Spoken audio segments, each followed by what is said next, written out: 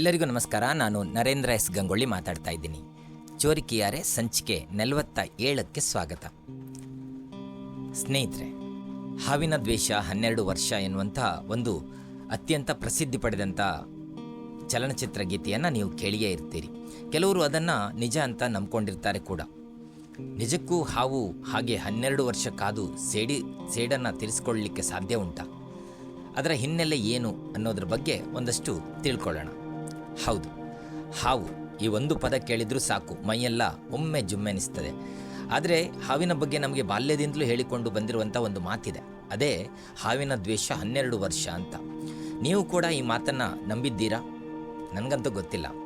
ಒಂದು ವೇಳೆ ನೀವು ಹಾವಿಗೆ ತೊಂದರೆ ಕೊಟ್ಟರೆ ಅದು ನಿಮ್ಮ ಮುಖವನ್ನು ನೆನಪಿಟ್ಕೊಂಡು ವರ್ಷಗಳ ನಂತರವೂ ಕೂಡ ಹುಡುಕಿಕೊಂಡು ಬಂದು ಸೇಡು ತೀರಿಸ್ಕೊಳ್ತದೆ ಅಂತ ಹಿರಿಯರು ಹೇಳಿದ್ದನ್ನು ಕೇಳಿರ್ಬೋದು. ಅಥವಾ ಇದು ಅವರ ನಂಬಿಕೆನ, ನಿಜನ, ಅಥವಾ ಕೇವಲ ಜನರು ಸೃಷ್ಟಿಸಿದಂಥ ಒಂದು ದೊಡ್ಡ ಮಿತ್ತ? ಬನ್ನಿ, ಚೋರಿಕಿಯಾರೆಯಲ್ಲಿ ಈ ಎಲ್ಲ ರೋಮಾಂಚಕ ಪ್ರಶ್ನೆಯ ಹಿಂದಿರುವ ವೈಜ್ಞಾನಿಕ ಸತ್ಯವನ್ನು ತಿಳಿದುಕೊಳ್ಳೋಣ.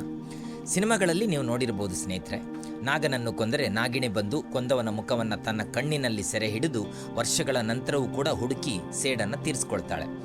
ಈ ದೃಶ್ಯಗಳು ಎಷ್ಟು ಜನಪ್ರಿಯವೋ ಅಷ್ಟೇ ಜನರಲ್ಲಿ ಭಯವನ್ನು ಹುಟ್ಟಿಸಿದೆ ಕೂಡ. ಆದರೆ ವಿಜ್ಞಾನ ಏನು ಹೇಳ್ತದೆ ಗೊತ್ತಾ? ಹಾವುಗಳಿಗೆ ಮನುಷ್ಯನ ಮುಖವನ್ನು ಗುರುತಿಸಿ ವರ್ಷಗಳವರೆಗೆ ನೆನಪಿಟ್ಟುಕೊಳ್ಳುವಂಥ ಸಾಮರ್ಥ್ಯ ಖಂಡಿತ ಇಲ್ಲವೇ ಇಲ್ಲ.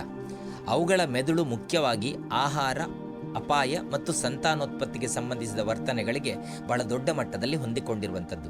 ಅಂದರೆ ಇವನೇ ನನ್ನನ್ನು ಹೊಡೆದವನು, ಇವನನ್ನು ಬಿಡಬಾರ್ದು, ಇವನನ್ನು ಹಿಡಿದಿಟ್ಕೊಂಡು ಅಥವಾ ಗುರಿ ಇಟ್ಟು ಸೇಡು ತೀರಿಸಿಕೊಳ್ಳಬೇಕು ಎಂದು ಯೋಚಿಸುವಂಥ ಸಾಮರ್ಥ್ಯ ಹಾವುಗಳಿಗೆ ಖಂಡಿತವಾಗಿಯೂ ಇಲ್ಲ.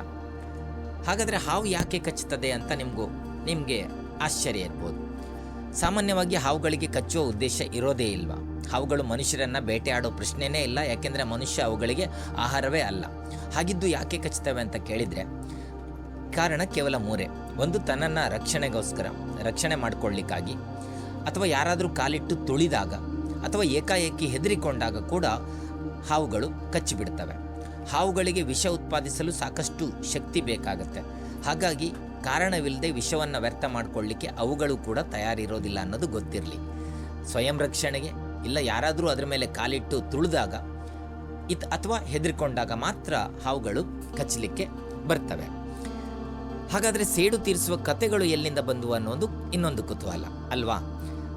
ಬಹುತೇಕ ಜನ ಹಳ್ಳಿಗಳಲ್ಲಿ ಈಗಲೂ ಹೇಳಿರ್ತಾರೆ, ಒಂದು ಹಾವನ್ನು ಕೊಂದೆವು, ಮರುದಿನ ಮತ್ತೊಂದು ಹಾವು ಮನೆಗೆ ಬಂದಿತ್ತು, ಗೊತ್ತಾ ನಿಮಗೆ, ನೋಡಿ ಇದು ಸೇಡು ತೀರಿಸ್ಕೊಳ್ಳಿಕ್ಕೆ ಬಂದಿರುವಂಥದ್ದು ಅಂತೆಲ್ಲ ನಂಬ್ತಾರೆ. ಆದರೆ ವಿಜ್ಞಾನ ಮಾತ್ರ ಬೇರೆಯೇ ಕತೆ ಹೇಳ್ತದೆ. ಹಾವುಗಳು ಹೆಚ್ಚಾಗಿ ಇಲಿಗಳು, ಕಪ್ಪೆಗಳು ಮತ್ತು ಅದಕ್ಕೆ ಸಂಬಂಧಪಟ್ಟಂಥ ಆಹಾರ ಸಿಗುವ ಸ್ಥಳಗಳಿಗೆ ಬರ್ತವೆ ಮತ್ತು ಅಲ್ಲಿಯೇ ಓಡಾಡಿಕೊಂಡು ಇರುವಂಥದ್ದು.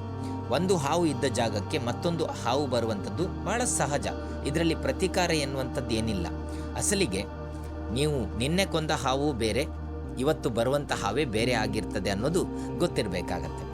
ಹಾಗೆಯೇ ನಾಗನಾಗಿಣಿಯ ಪ್ರೇಮ ಕಥೆ ಕೂಡ ಬಹಳ ದೊಡ್ಡ ಮಟ್ಟದಲ್ಲಿ ನಮ್ಮ ನಡುವೆ ಪ್ರಸಿದ್ಧಿಯನ್ನು ಪಡೆದಿರುವಂಥದ್ದು.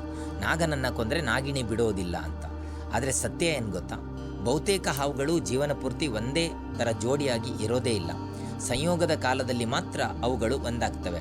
ಆದ್ದರಿಂದ ಒಂದು ಹಾವನ್ನು ಕಳೆದುಕೊಂಡಿದ್ದಕ್ಕೆ ಮತ್ತೊಂದು ಹಾವು ದುಃಖ ಪಟ್ಕೊಂಡು ಸೇಡು ತೀರಿಸ್ಕೊಳ್ತದೆ ಅಂತ ಹೇಳೋದಕ್ಕೆ ಯಾವುದೇ ವೈಜ್ಞಾನಿಕ ಸಾಕ್ಷಿ ಕೂಡ ಖಂಡಿತ ಇಲ್ಲ.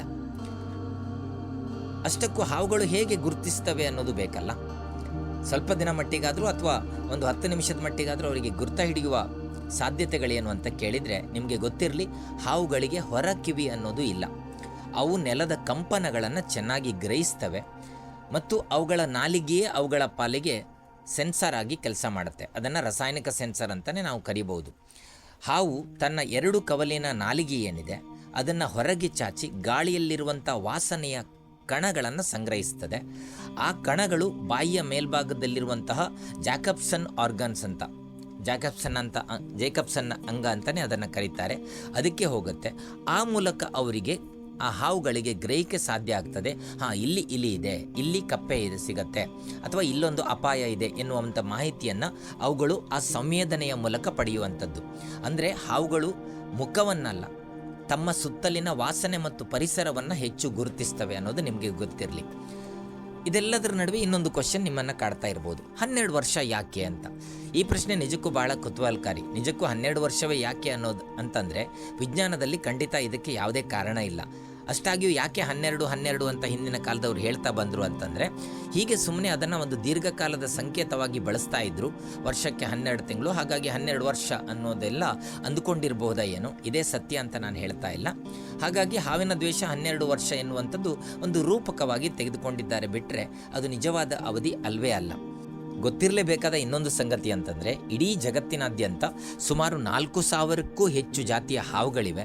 ಆ 4,000ಕ್ಕೂ ಹೆಚ್ಚು ಜಾತಿಗಳಲ್ಲಿ ಕೇವಲ ಒಂದು 600ರಷ್ಟು ಮಾತ್ರ ವಿಷಕಾರಿ ಹಾವುಗಳು, ಮತ್ತು ಅವುಗಳಲ್ಲಿ ಕೂಡ ಮನುಷ್ಯರಿಗೆ ಅತ್ಯಂತ ಅಪಾಯಕಾರಿ ಅನಿಸ್ಕೊಂಡಂಥವು ಇನ್ನೂ ಕಡಿಮೆ.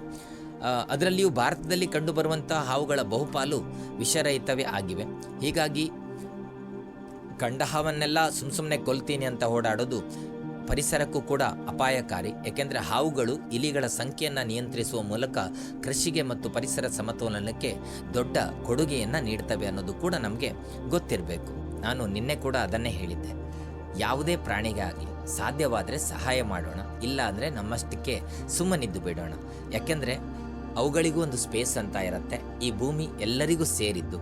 ಹಾವನ್ನು ಕಂಡರೆ ಕೊಲ್ಲುವ ಬದಲು ಸುರಕ್ಷಿತ ಅಂತರವನ್ನು ಕಾಯ್ದುಕೊಳ್ಳೋಣ ಮತ್ತು ತರಬೇತಿ ಪಡೆದ ಹಾವು ರಕ್ಷಕರಿಗೆ ಮಾಹಿತಿ ನೀಡಿ ಅಕಸ್ಮಾತ್ ನಾವಿರುವಂಥ ಸ್ಥಳದಲ್ಲಿ ಹಾವುಗಳು ಕಾಣಿಸಿದರೆ ಅದನ್ನು ಸುರಕ್ಷಿತ ತಾಣಗಳಿಗೆ ಬಿಟ್ಟು ಬರುವಂಥ ವ್ಯವಸ್ಥೆಯನ್ನು ಮಾಡಿಕೊಳ್ಳೋಣ ಅಂತ ಹೇಳ್ತಾ ಇನ್ನೊಂದು ಇಂಟ್ರೆಸ್ಟಿಂಗ್ ಸಂಗತಿಯೊಂದಿಗೆ ನಾಳೆ ಸಿಗ್ತೀನಿ. ಎಲ್ಲರಿಗೂ ಶುಭವಾಗಲಿ, ಒಳ್ಳೆಯದಾಗಲಿ. ಧನ್ಯವಾದಗಳು. Thank you.